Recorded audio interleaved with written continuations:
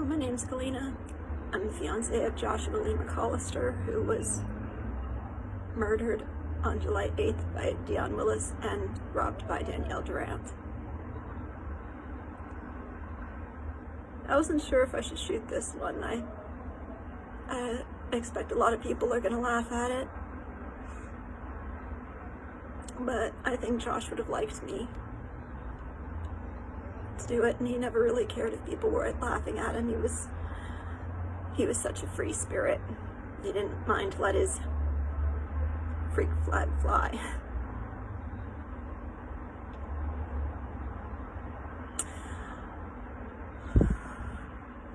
I'm mixed race, and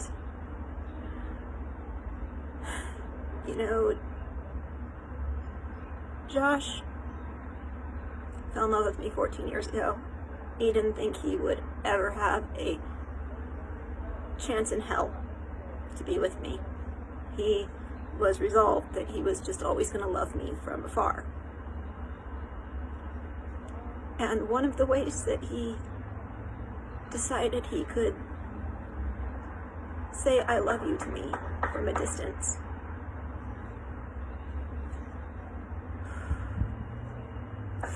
was if he heard people use an ethnic slur against my people, he would correct them. Or if he heard people say something racist against my people, he would correct them. Most people don't realize that the word gypsy is an ethnic slur, but it is. We call ourselves Romani, we call ourselves Roma. And we're a diaspora people that originally come from India. So if Josh heard somebody saying something against us or the wrong word, it was just his way of saying I love you to someone that he thought he could never be with. I was so touched when I met him, and he used to tell me that I epitomized the Romani people to him. I epitomized what a Roma woman should be. That was not a compliment that I ever thought I would hear. It's a lot to live up to, especially for someone who's, well, I'm only a quarter. Didikai is the word. He was so respectful of my culture, of my people. He was so respectful and defensive of us even. Yeah.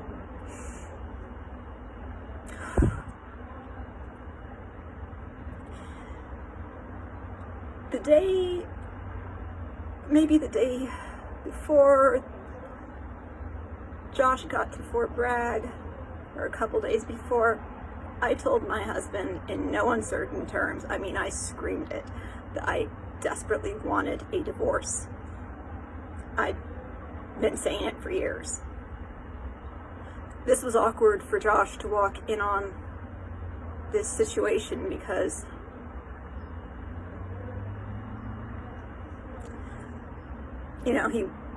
he came into the house, and he didn't know that he was going to be walking in on a marriage that was just completely falling apart. I even told him, I'm sorry, this must be really awkward for you. And he looked over at me and he said, you're in an awful lot of pain.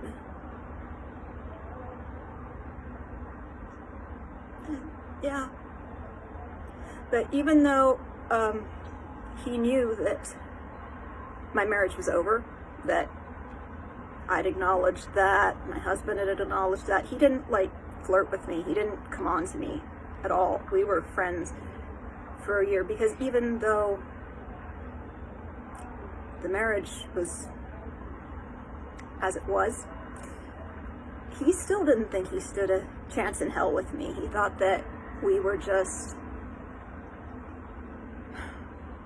I was an uptown girl, pretty much is how he described it. He did not think that I would ever look twice at him. But just in case, maybe someday he might stand a shot. He might have a shot in hell. He started to collect coins. Because when Romani women get married, they put coins in their hair. And so he started to collect these beautiful coins from other countries so that just in case, he would have a beautiful gift to show me, to give me, that was appreciative of my culture. He knew that there were taboos about marrying outside the culture, and he was just so determined that just in case, he was going to show me that he would be the most respectful husband of a Romani woman that there could ever be. But even though he was collecting these things, he didn't think that anything would come of it.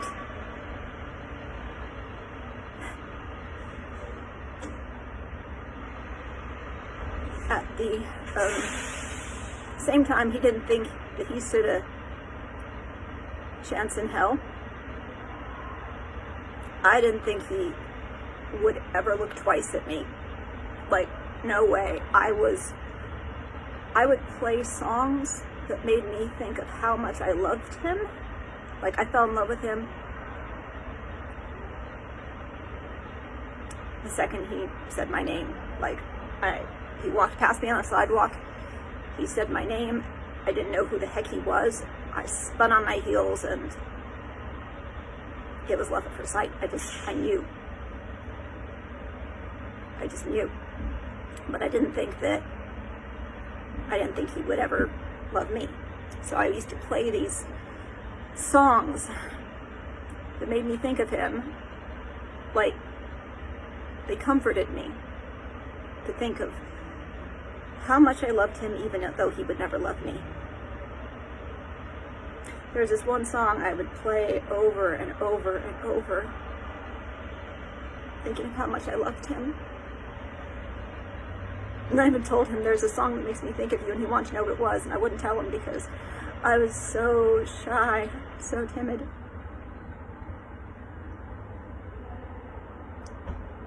When he did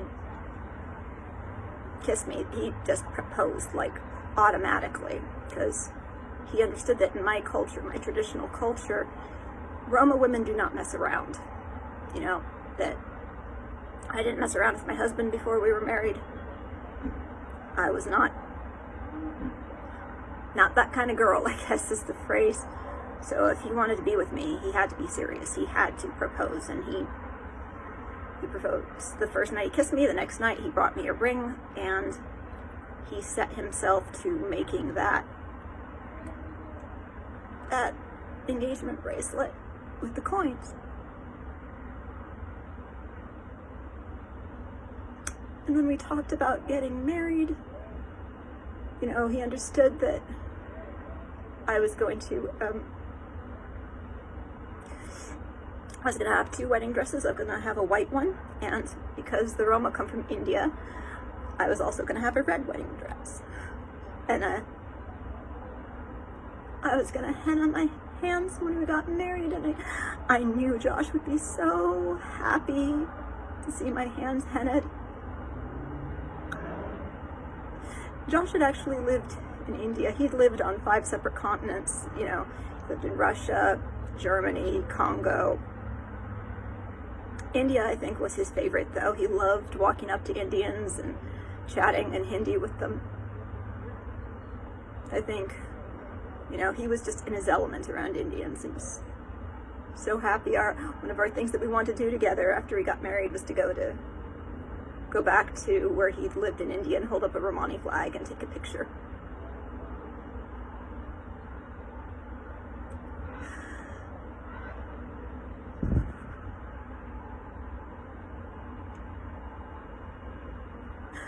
It was such a beautiful engagement present that he made me.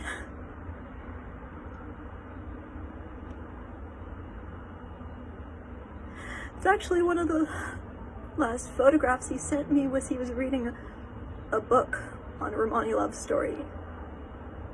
He liked to do things like that, screenshot things like that, just so I'd know that I had gone through so much racism in my life. Like, I remember racism from the time I was 3 years old, and he wanted me to know that he was so respectful of my culture.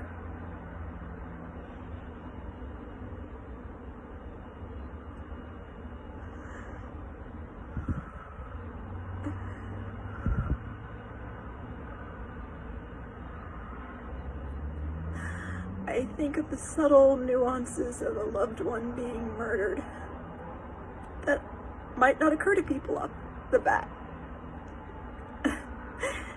This is the part I think people might laugh at.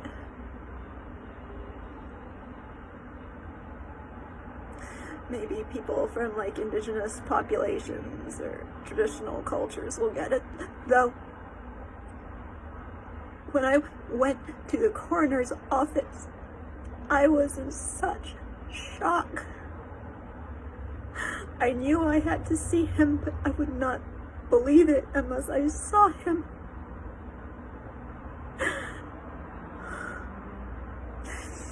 But he had been murdered a couple weeks prior to when I saw him. They couldn't let me see him for a while. They had to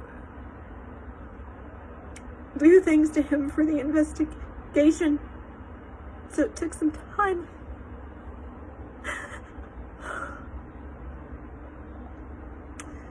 When I went in that room, I still didn't recognize his face.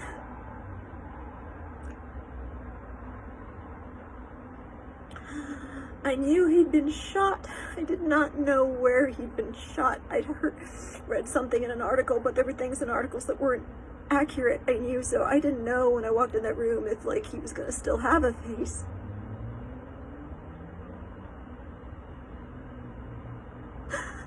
And I was so relieved to see that he still had one.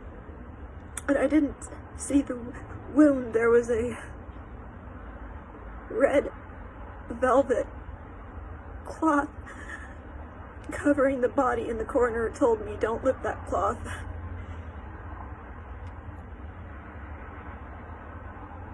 And I didn't, but I still didn't recognize his face. It was his hands that I recognized because he had size 14 fingers, such big hands. When I was sitting with him,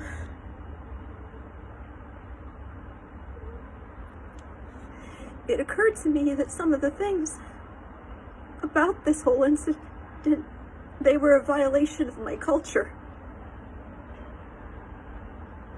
Roma people have strict regulations about how to interact with the dead. And what I was doing was a violation of my people's culture. Going back centuries, going back 1,000 years, there are just some things that you don't do, because if you do those things, there are long-term repercussions. But I loved him so much. I did not care.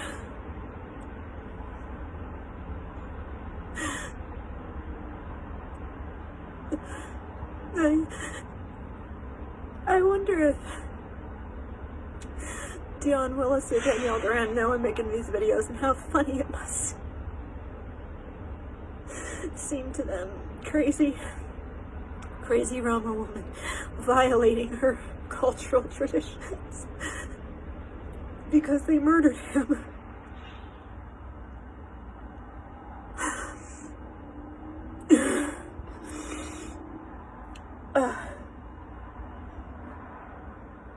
Sounds funny, right? But I know any Roma people out there, see this video, they understand. I don't have to say it with them. They understand. They know what I'm talking about. Any traditionalists, anyway.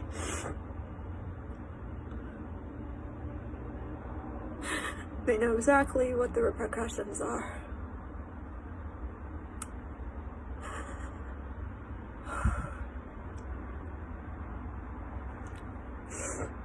I had a beautiful dream last night about Josh. This is the 4th dream I've had about him since he died. And there's so much in it that's reflective of me violating my culture at the coroner's office.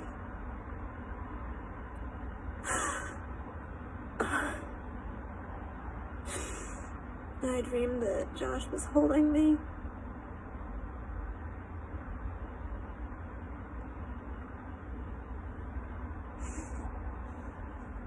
He was holding me, and that one song was playing, that I would play over and over, thinking of how much I loved this man, and he would never be mine. He would never look twice at a girl like me.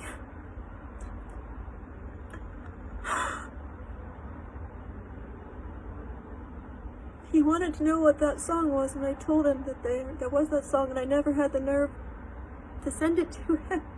So he was holding me in the dream last night, and that song was playing. Love Song for a Vampire. It's a cover by Ibel.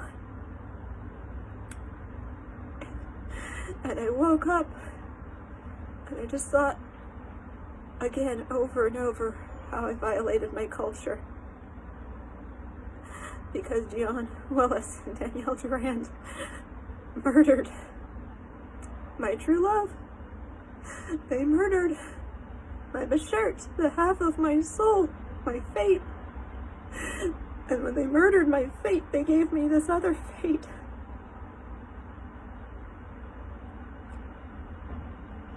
This other fate, which they will never be able to understand because they're from outside of my culture. They wouldn't get it.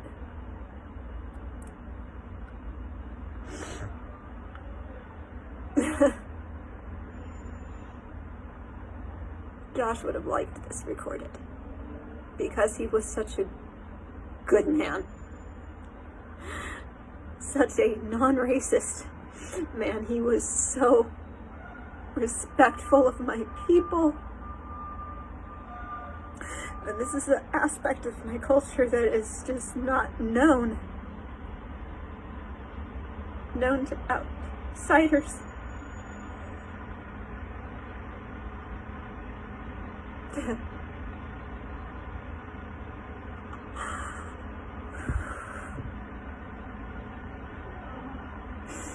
I thought I got to at least listen to that song, and finally, that's the price I had to pay.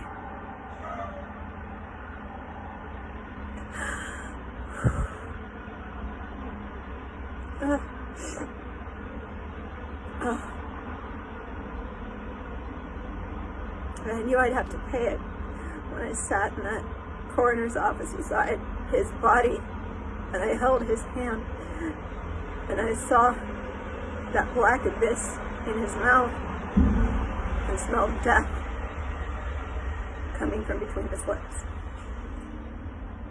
I knew that the price was going to